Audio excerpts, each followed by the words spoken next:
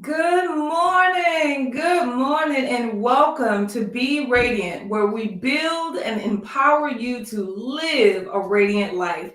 We are so glad that you have chosen to be here with us today, and we have an exciting guest for you.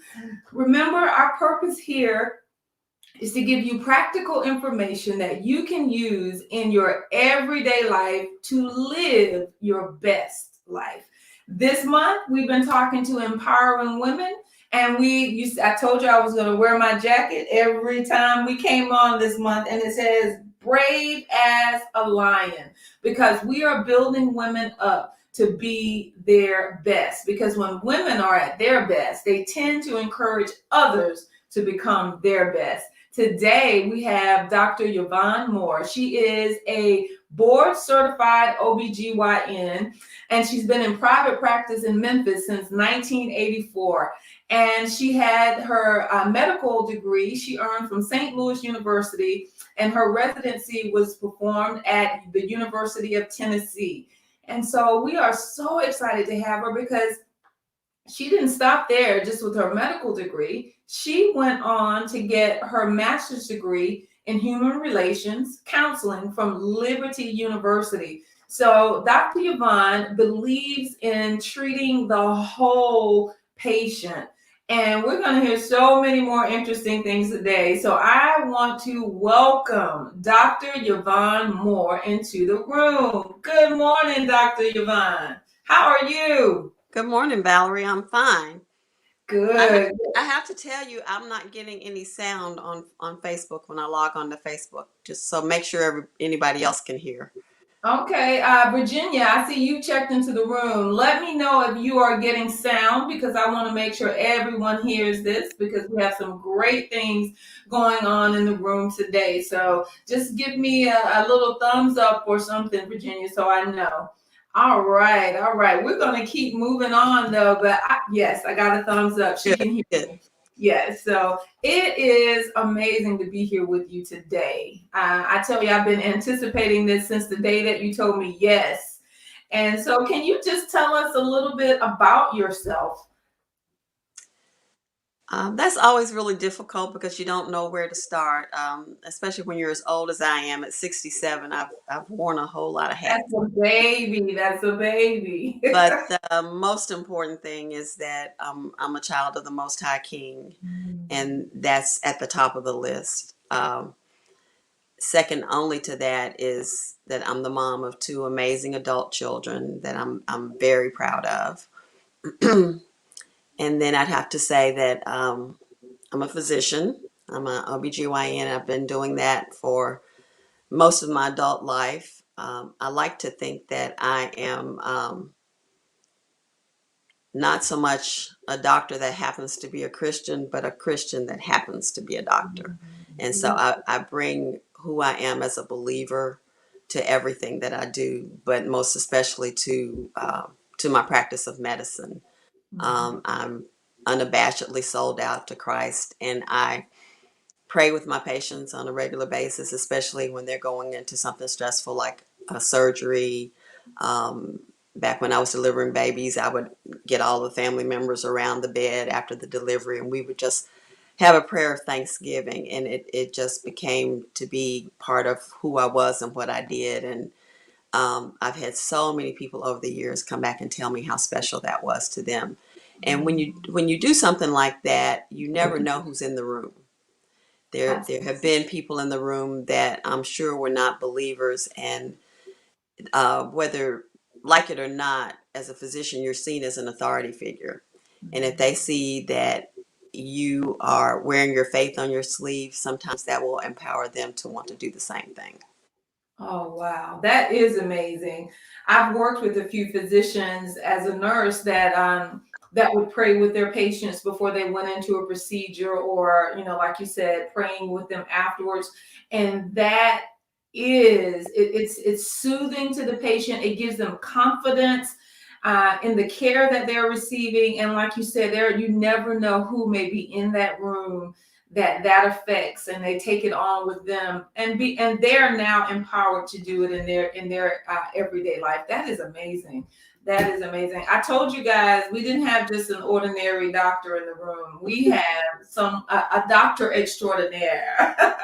Good morning, Lakita. Good morning, Dorothy. And of course, good morning, Virginia. And thank you for that information. It's great to have you all in the room. Make sure you are sharing this conversation. I promise you, you're going to hear something today. You already have something today that is going to give you a nugget, something that you can take into your everyday life that is going to change how you see yourself.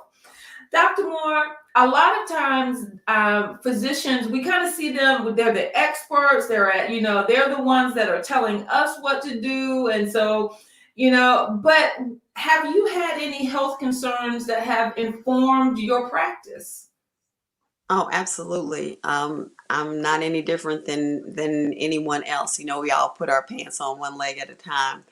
And as an African American woman, I have a horrible genetic history in my family. On my father's side of the family, diabetes runs rampant. My grandmother on my father's side lost both of her legs to diabetes before she passed away. My father was diabetic. I have siblings who've been diabetic, and any number of cousins who are all diabetic. I have an aunt on my mother's side who's legally blind from diabetes. And then there's the hypertension, which I had first during pregnancy, was preeclamptic with both of my pregnancies, and then proceeded to have hypertension as I got older. So somewhere along in my 50s, I was full-blown hypertensive and had to go on medication. And I think that was the wake-up call that I had to do something to try to improve my health. So when I was in my late 50s, I joined a fitness group called Sisters in Motion. And that was really in an attempt to try to get my health in order and to avoid becoming diabetic. And um, that has also informed how I approach patients because I've had all of this personal experience, not only with um, hypertension, but also with prediabetes. Wow. Yeah. So, in that, what are some things that you started to do? You said you started walking with a group called Sisters in Sisters Motion. in Motion. Sisters in Motion. That's amazing. So, And and this was after never ever having been athletic at all. I was the fat kid in high school, in elementary and junior high school, and started the first of many, many, many diets when I was about 15 years old. I was at that point 185 pounds, and um, my mother at the time was dating someone that I wanted her to marry, and they jokingly told me if I lost 20 pounds, they would get married. Mhm. And so I took them as serious as being serious about it, and I went on my first diet that I made up myself. Read all the magazines, and I did a diet that was no breakfast, a salad and a tab for lunch. A tab is a diet soda. I'm sure people don't even remember those. And then one serving as opposed to three or four of whatever we were having for dinner. My grandmother raised me, and so I was raised on soul food and lots of starches, and that was how I learned to eat. And I had to turn all of that around over the years because that I really feel like food is medicine, movement is medicine, and that we're killing ourselves with the way we have been taught to eat. Oh wow. I was the fat kid too. And so trust me, I know all about that diet. I was a yo-yo dieter through high Me school. too. I would lose weight and then my mom would be like, "Oh my God, I see your bones." And then she'd be like, I gained the weight back and she's, "Woo, you need to push away from the table." I'm like, "Make up your mind. Which one is it?" Oh gosh. So I can totally identify with that. Now you talked about getting moving. Tell me, what does healthy look like to you? Because we both, like you said, we went through that yo-yo of up and down and up and down. What does healthy really look like? It looks different for everybody, and I try to tell people that health is not one size fits all. And a lot of it depends on what your genetics are and what disease processes you're trying to avoid. With the Mhm. hypertension, my mom died of a massive stroke. And so Mhm. that's a priority for me. The fact that my grandmother lost her legs to diabetes, that's a priority for me. But for Mhm. somebody else, it might be their family might be riddled with arthritis, or their family might be riddled with certain cancers. And so you have to figure out what your quote unquote secret sauce is for you, that what looks healthy for one person may not be the same thing that looks healthy for someone else. But just in general, it's being able to do the things that you want to do. So Mhm. having enough health to be able to do the things that you want to do, to be able to participate in life the way you want to participate in it. So you do those things that keep you healthy enough to do the things that you want to do. Right. Well, in your practice, as people come in and they begin to talk about, I need to lose 30 pounds, and they're, telling you about all of these physical things that they're doing, but the weight is not, significantly dropping. Hmm. What would you tell them? How do you talk to a person that they're like, I'm walking, I'm running, I'm doing my aerobics, I'm doing all of these physical things, but I'm still at this point where I can't get that 20 pounds off. What do you say to them? I tell them I've lived that I know what that means and how that feels and how discouraging that can be, because I was running and walking and got up to the point where I was literally doing a half marathon a month, because I had then started trying to do one in every state. And during that time, I was diagnosed with prediabetes. So, in the face of training for and doing all of these half marathons, I became pre-diabetic. And so I had to start doing my research and trying to figure out what there's something missing here. It's not all about the exercise. And it's not also not all about calories. It really is, for those of us who have the tendency to be pre-diabetic or diabetic. It's all about being insulin resistant. Mm. And it's about keeping our carbohydrates as low as possible. And I sound like a broken record because I talk about this all the time, but it wasn't until I really, really started to restricting the simple carbs in my life. And that means not just sugar, but those things that turn into sugar.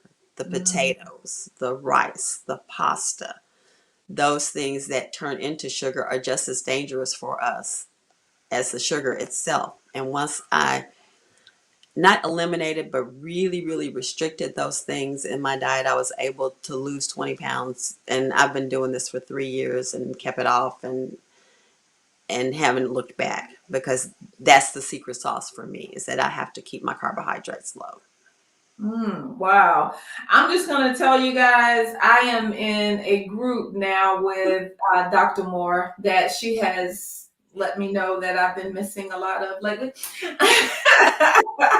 But it's called Healthier You. And we discuss a lot about that carb confusion. There's a book you've introduced to the group as well.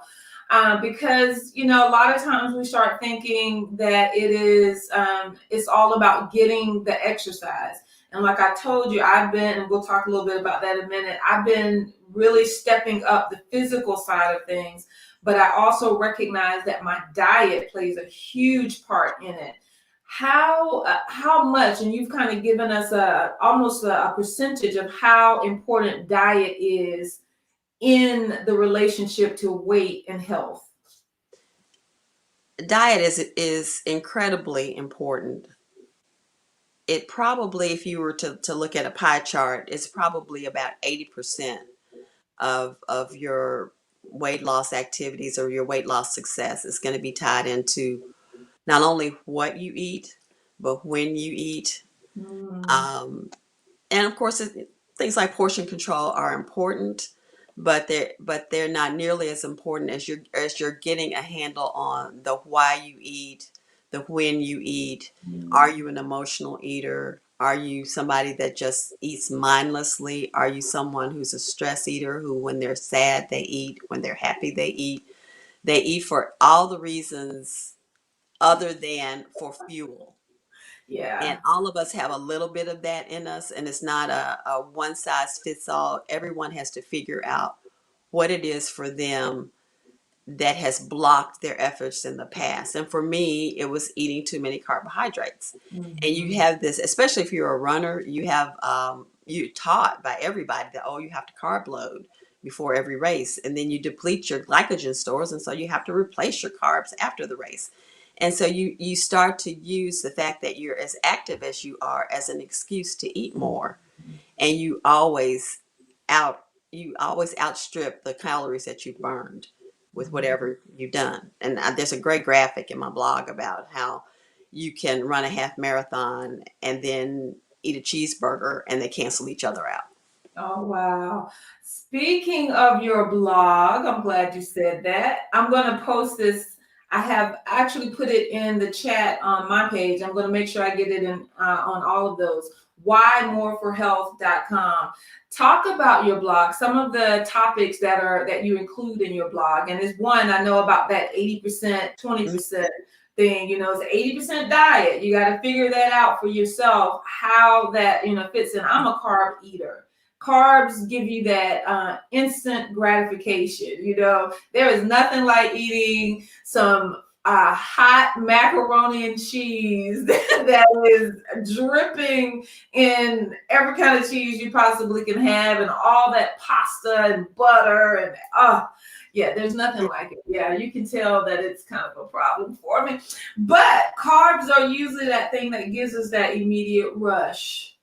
Well, So go ahead. I originally started the blog because I wanted to get a handle on getting my health in order, and I wanted to take a journey of exploration to try to figure out what things I was doing wrong. And Mhm. I wanted to, and it was initially just for my patients, to take my patients along with me as I was discovering all these different things. And what I discovered was that it was a much bigger topic than I thought. It wasn't really Mhm. just about my weight and the fact that I was unable to lose weight even though I was running. It was also about not sleeping properly. It was also about late night snacking, and it was also about how I handle stress. And so there's articles that address each one of those things. But a recurring theme that I'm hearing from you as well as from so many of my patients is, I love this particular food. And for you, it was macaroni and cheese just now. I love Mhm. macaroni and Mhm. cheese. Could you And tell one, that that's an issue? that's the issue. And one of the things, one of the article topics is learn to love the things that love you back. Learn to love the foods that love you back, Mhm. because being in relationship with macaroni and cheese is like being in an abusive relationship with a guy that keeps beating you. He's doing awful things to you, and you just keep going back to him. And Mm. insanity is doing the same thing over and over again and expecting a different result. That macaroni and cheese is never going to be good for you. It's just never good for And you are so right. I will tell you, when it feels good, is as it's going you. down. It It's just going it tastes delicious, and it's like, ooh. But about 20 to 30 minutes after I eat it, I don't want to move. I feel bloated. I am like, oh my God, what did I just do to myself? Like you said, so it's not loving me back. It's not right. loving me back at all. But as quiet as it's kept, you can find things that really are healthy that will give you that same sort of feeling, that same sort of rush. Mm, mm. And you have to figure out what that is for you. Yeah, I will tell you, probably, I'm going to say about a week ago, I was just sitting down, and I've been really trying to work on my carbs, and I've been doing so much better. But there was this one day I was having this craving. I was like, I want something sweet. I just want something sweet, is what I was saying to myself. And I was about to actually go out because I've limited what's here at the house. So I was about to go out and get something. And what you just said came to mind. Okay, now, Valerie, once you get that, all you're gonna want to do the rest of the day is lay around because you're gonna feel miserable. And so I stopped and I didn't go get it. So I want you to know that what you're saying is sinking in. I am hearing it. So I did not go out and get that piece of cake that I wanted to go get because I knew the end results would be that feeling of, oh man, it felt good going down, but not when it hits you. So thank you for that. And I hope somebody heard that they heard love the foods that love you. Okay. And in fact, somebody out there needs to type that in this morning. Oh, I see. Somebody did. Thank you, Lakita. Thank you, Lakita. Learn to love the foods that love you back. That is such a true statement. Such a true statement. Yeah, Um, and it's like anything else in life. Just like you learned to love the macaroni and cheese, mhm, you can learn to love broccoli. You can mhm, learn to love avocados. You can learn to love a good salad with some protein on top. You can learn to love mhm, those things and to actually crave those things. That's when mhm. you know you've arrived, when you start craving green salads. You know Mhm. you're there. I'm not there yet. I'm working on it. Though. I'm working on it, but I'm not there yet. Now that book that I just mentioned, I think is it called "In the Carb Confusion" or what? What's In the your name? Carb Confusion, and it's written by Dr. Eric Westman, who's an obesity medicine specialist out of Duke, Mm-hmm. and he's worked with hundreds of people over the years, trying to get their health in order via very low carb eating. And Okay. this book just kind of cuts to the chase because you can lose your mind out there in the low carb internet, in the keto internet, seeing all kinds of really complicated approaches to it. Oh, you got to measure this and you got to measure that, and you got to know what your ketone levels are, and it's just not necessary for it to be that complicated. And he has really kind of cut through the chase. He started out with something called Page 4, which was just a list of foods, and that was kind of what helped me initially, is to just have a list of things in your head, a list of things you eat, and a list of things that you stay away from, and you Mm-hmm. pretty much stick to that, and then you don't have to count anything, Mm. and it becomes very, very simple. I'm all about simple. I don't, people come to me and they ask me for diet plans, and I give them this sheet of paper from dietdoctor.com that has a visual, a graphic of these are the things that you should be eating if you want to be healthy. And I have a picture of it in the blog. I think in the article about keto is not a dirty word, because people think, oh, you can't do keto because keto's unhealthy. It's it can be unhealthy if you allow it to be unhealthy and if you make it unhealthy, but it Mhm. also can be a very healthy, satisfying way to eat. And you don't have to go full blown keto, very, very low carb. You can do a moderately low carb approach, which compared to the standard American diet is still so many fewer carbs than what we're used to eating. So Mhm. I highly, highly recommend that book to anybody that, especially those people with a family history of diabetes. It is a wonderful, wonderful resource. I know.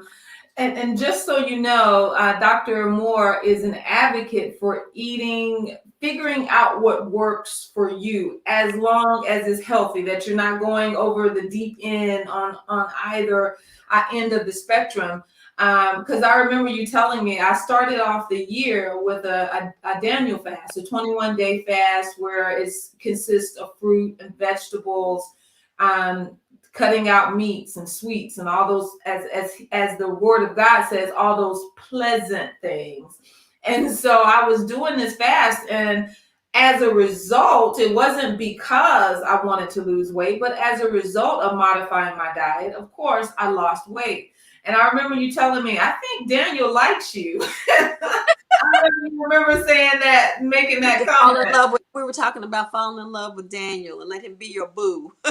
Oh man, yes, because I was and as we can see, I kind of came out of that area, but I'm trying to see how to begin to move into that area again. And because it did, I felt better. My mind was more alert. My body was more energized when I was there. So I've just got to figure out how to do that and include enough types of protein that I keep myself, in a healthy place as well. So Wow, wow, wow. Now, Dr. Moore, you said something a few minutes ago about running half marathons. Talk to me a little bit about that. Yeah, when you asked me to do this and asked me to think about how I got into that, I think I kind of stumbled into it really because I was in this fitness group, the Sisters in Motion, and we Mhm, were required to do so many local races. And I think it was just like you and I were talking before about challenges. If you have a race coming up, you're more likely to be active because you don't want to get in the race and fall on your face. And mhm, so you walk more, you run a little bit, and you start doing these races. And we started out all just doing 5Ks, and we would just do mhm. local 5Ks here in town. And then, like I told you, I'm a Facebook groupie, and I've stumbled on this Facebook group called HalfFanatics, and our fitness group was training to do a half marathon in Puerto Rico. That was one of our goals for the year. We were going to every other year we would travel someplace to do a half marathon. And so I had trained to do a half marathon in Puerto Rico, and I found this group called HalfFanatics. And if you were to do, if you did 3 half marathons in 90 days, then you qualified to be in the group. And Oh, then if you did so many in a calendar year, you moved up to different levels. So it's all a part of these challenges. okay, These okay. challenges that you do that keep you training, keep you doing something to try to stay active. And so once I got into Half Fanatics, and went out of state to do a race, I realized that was a thing now. And a lot of it has to do with now we have social media, now we have GPS, and we're much more empowered to travel to places that we wouldn't have been empowered to travel before, because we know that even though we don't know how to get around in a particular place, we know that we have a GPS or we can get a map, and That's we can true. go pretty much wherever we want to go. And so once I had gone to 3 different states, and I realized that people actually have it as a life goal to do a half marathon in every state, then I set out on that journey because I knew other people who were doing it,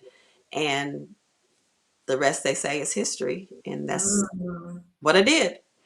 That's amazing. So you're setting out to do one in all 50 states, and it sounds like you've even started hitting the territories because you did Puerto Rico. Yeah, So I've the done territories Puerto of the Rico, United Puerto States. Rico, DC, Canada, and Mexico. The last one that Sisters in Motion did as a group, we went to Cabo in um, 2019, I believe, and did a race in Cabo. So Oh wow. So how close are so you to your none of those counted toward the 50 states. That's what I was about to say. So how close are you to your 50 states? I have one more Wow. And where is that one? in Oregon. Oh, in Oregon. Oh, wow. Well, I just want you to know that between you and another sister that's here, that's local, her name is Susan, I did my first 10K.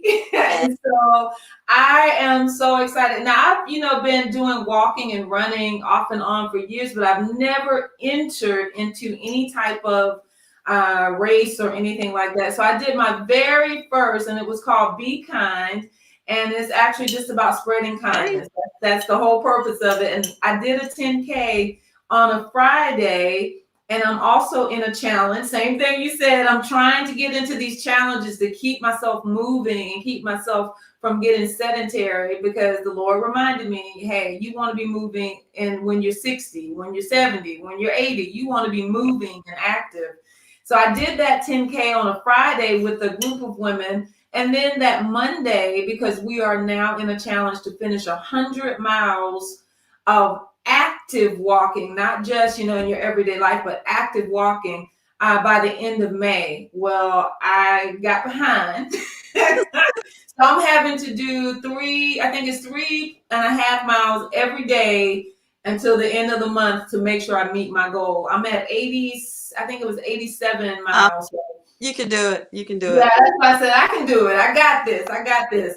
So, I, but I was in so many challenges last month that I ended up doing 200 miles. I'm never going to do that again. But blow me away. 200 miles, y'all. I'm pushing, trying to make sure I get this 100 in. But you've what done. what you cannot do is compare yourself to other people. I tell people all the time, I'm only competing against me. Say that again. I'm only competing against me. I'm only trying to reach the goals that I have set for myself. Yes. And I learned a long time ago that I'm not ever going to be the fast runner. I'm not built that way. Just in the same way that somebody who does pickup games of basketball is never going to play like Michael Jordan or LeBron James. That's not their gift. Mm-hmm. Fast running is not my gift. So I have embraced my inner turtle. Uh, were asking me about that earlier. So that's why I have turtles everywhere, because a turtle is a slow runner, and that is what I am. And I've embraced that. And as long as I'm keeping the pace that I've set for myself or doing the mileage that I've set for myself, then I'm winning. That's Even if right. I've done races where I finish dead last. And it's so Mm-hmm. funny because the older you get, the more likely you are to not have anybody else in your age group or have very few people in your age group. So that the race that I finished dead last in was in Massachusetts, in a college town where I was the only person over 60 in the race. So So you won. I was first in my age group. I was last in the race, but I was first in my age. I love it. I love it. I love it. And you are so right. The only person, and I say that quite often, the only person I'm in competition with is the me of yesterday. Absolutely. That's how I put it. The me of yesterday. What can I do today to outdo what I did yesterday? Because I want to be a better person. I want to make sure that I am moving forward. And the Word of God says it too. It says that we're unwise if we compare ourselves among ourselves. Because guess what? None of us are perfect. The only real standard is supposed to be Him, and we need to pace ourselves in that manner. So you are right. I'm not competing with anybody but myself. And you have on a T-shirt that has empowered on it. I want to ask you a question before you talk about your T-shirt. But the question is, when I say the phrase empowered woman, what does that mean to you? The first word that comes to mind when I think of empowered is confident. Mm, And for us as Christian women, it should be easy for us to be confident in whatever we do because we're more than conquerors through mm, Christ who saved us. And if we can keep that in the forefront of our minds and realize that whatever we choose to try to do, we're able to do it through Christ who strengthens us. And that's where the empowerment comes from us as believers, that we have the confidence to know that we can live life on our own terms because of our relationship with Christ. I love that. I love that. And that is the truth. What empowers me, what gives me the strength to keep going, even in the face of adversity, is the fact that His Spirit lives in me. So that's what empowers me to do what I Absolutely. need to do. Absolutely, absolutely. Thank you for that. So now talk about that T-shirt you have on, empowered. When I saw that that was your theme, I thought I have a shirt that has that. But the Niagara Falls Women's Half Marathon that takes place in Canada every year at on the Canada side of Niagara Falls is something that was on a bucket list of races that I just personally wanted to do when I was researching races because I had never been to Niagara Falls. And it's a beautiful race. I highly recommend it because you run along the falls and the mist from the falls cools you off. They have it, I think, Ooh. the first week in June every year. So I was the first one in our little group to do it. And I came back and I talked about it so much that several people went the next year and the next year from Memphis to do it as a group. But what the race tends to do, it's an all female race, Mm-hmm. and each year it spotlights a different woman in history who embodied being an empowered woman. And for that particular year, I don't know if you can see it. Can you see it? Yes, I Yeah. can. It was Harriet Tubman. Harriet It was Tubman. All Harriet right. Tubman that year, and there's a connection between Harriet Tubman and Canada and the Underground Railroad, and so Mhm. um, that was very inspiring to me to be a part of that and to remember that she's a part of our heritage. and that she was one of the original empowered Black women. Amen. And she empowered others. Others, And she absolutely, made sure that they understood that her power lied, where her power lied, and it was in her connection with God. absolutely. So she's a Absolutely. role model for all of us. Absolutely. Oh, wow. That is amazing. Well, I will tell you guys that Dr. Moore has challenged me to do a half marathon. And she spoke of the one that's coming up in December in Memphis for St. Jude, which is something, it's a charity that is close to my heart, a hospital that takes care of children. They do not have to pay anything for their care. I'm like, okay, pull on, not only pull on the challenge string, but pull on the heartstring, Dr. Moore. So I am, right now, I told you, I'm 90% sure that I'm going to be doing it. And as I was telling you, talking to you and getting ready to come on this morning, my husband goes, okay, where are we going? But So when he heard me talking about it, he just went ahead and said, okay, where are we going? So we're going to be in Memphis in December doing the St. Jude with you. Go ahead. I'm that, sorry.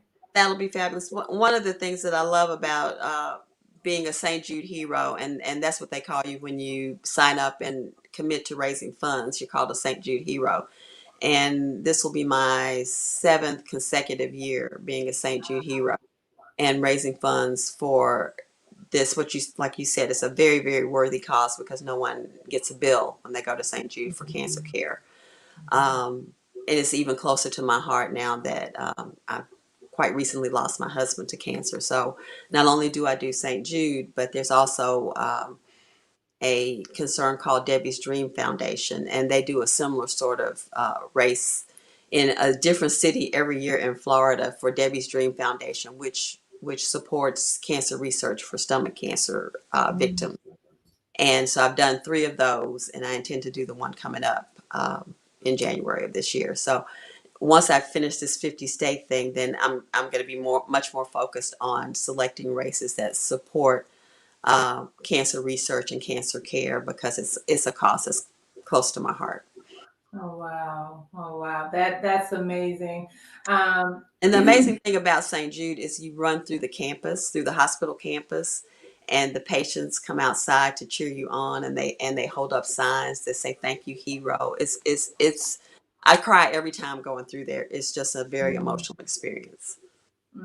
Wow, wow. It's so good to hear that you are now beginning to focus your races around that particular topic because it is near and dear to your heart. If there are any women out there now today that are listening that want to join us in Memphis, come on, come on. I'd love for you guys to come down so And that we. there's going to be a virtual option. Yes, I saw that. I did go online to look at registration, and there is a virtual option, and they have this thing too. It's called a 4 race Mhm. um, sign up. I was like, oh my goodness, this. I mean, there are so many races out there. On the particular one that I did, the Be Kind.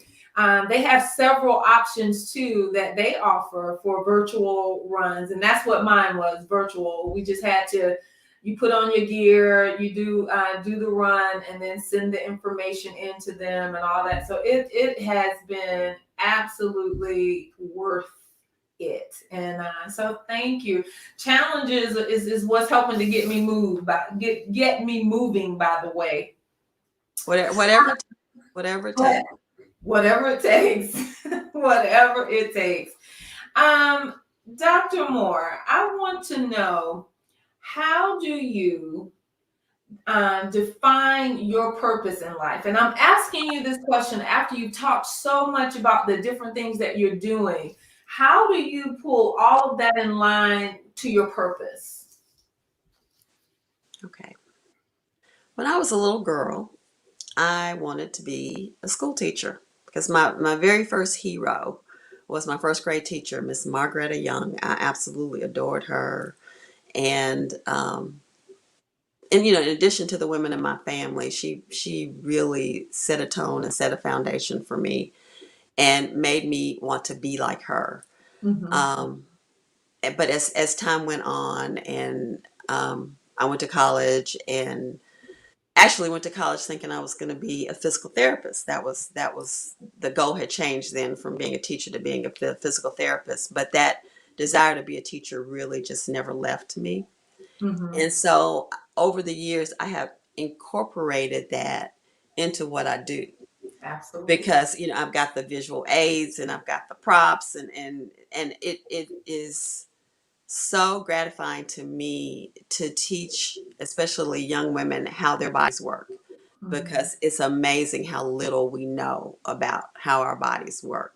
And so that inner teacher in me gets to come out, and my purpose is, I think, to not only to teach women about their bodies, but also to model what it's like to be that Titus 2 woman who, now that Mm-hmm. I'm of a certain age at 67, I feel like it is the call upon my life to teach younger women how to live a holy life, to pattern that by how I live my life, to teach them what is good. When you come in here and you are in a relationship with a guy and you're pursuing a pregnancy, I'm not doing my job if I don't take a step back and say, but you're not married. Mm-hmm. You're out of order. And over the years, I've been known for being a little blunt and a little frank, but it is part of my purpose, I think, to teach the younger women what thus says the Lord.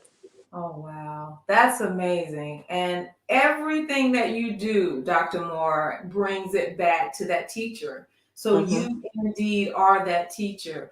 And I appreciate your bluntness. It has helped me. And when I say that, is because you never say anything that you are not able to give explanation as to how to achieve it.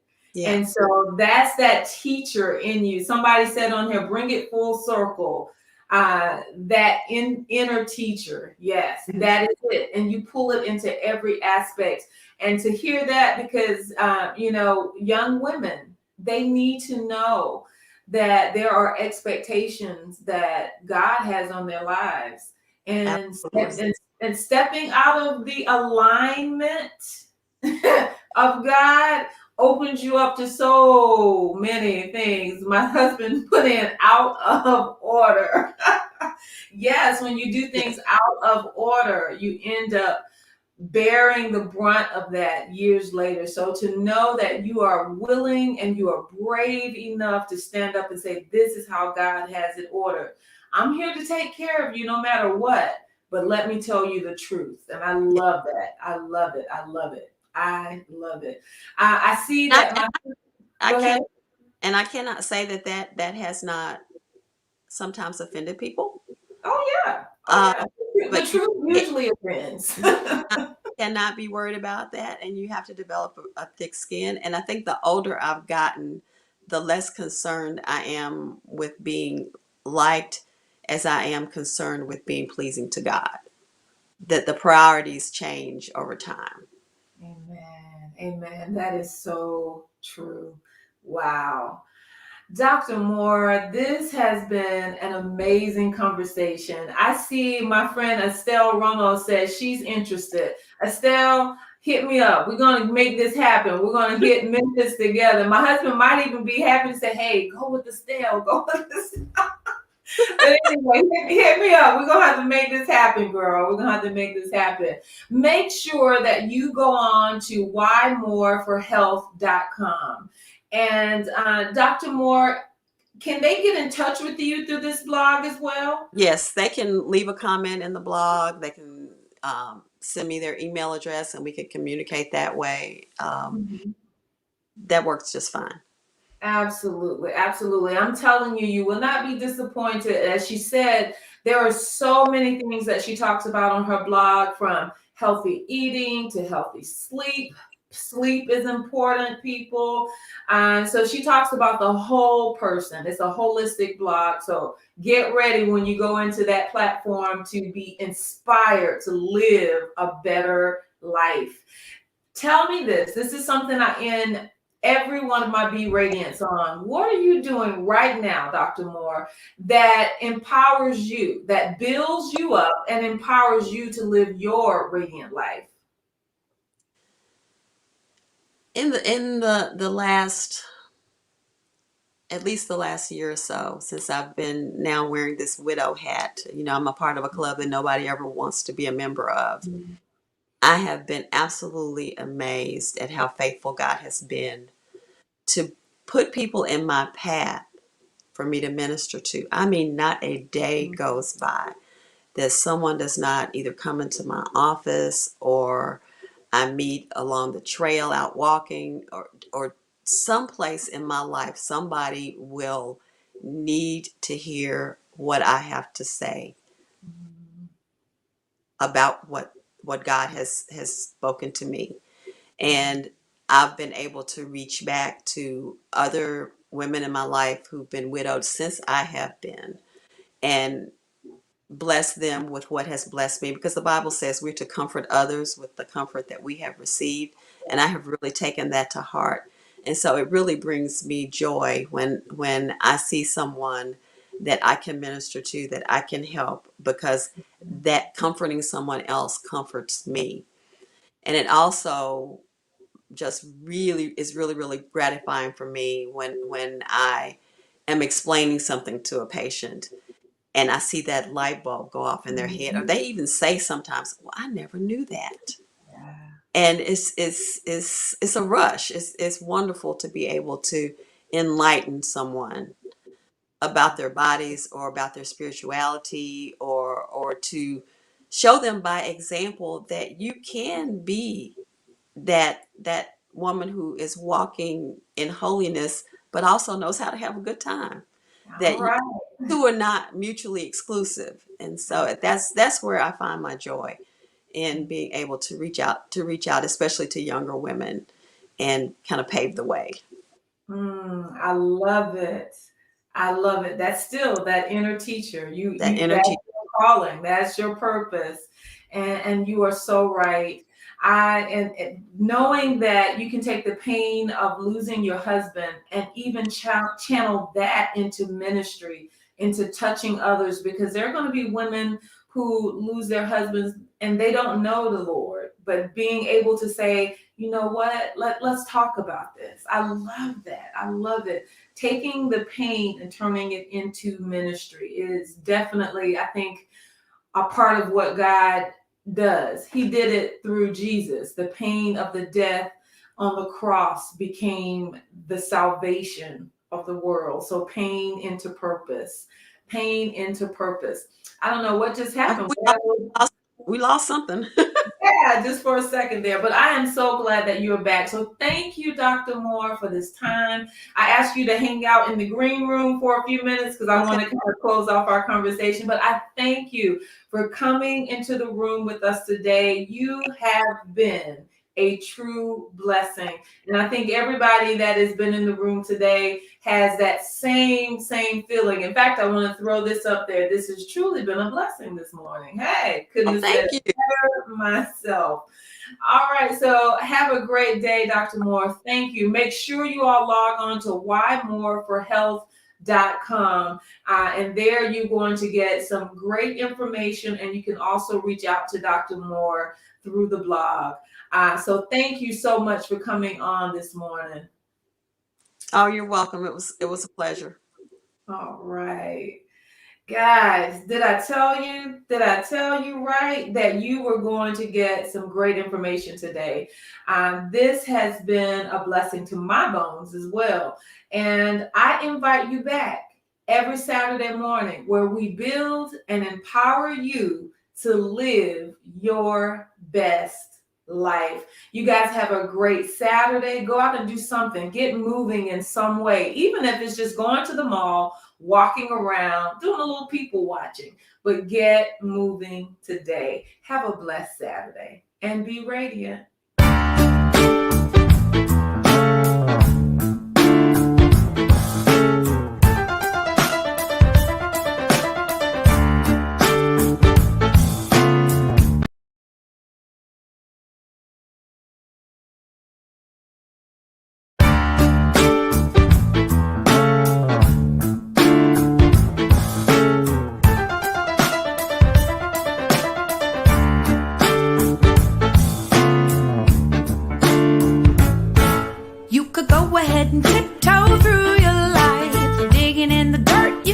songs dry.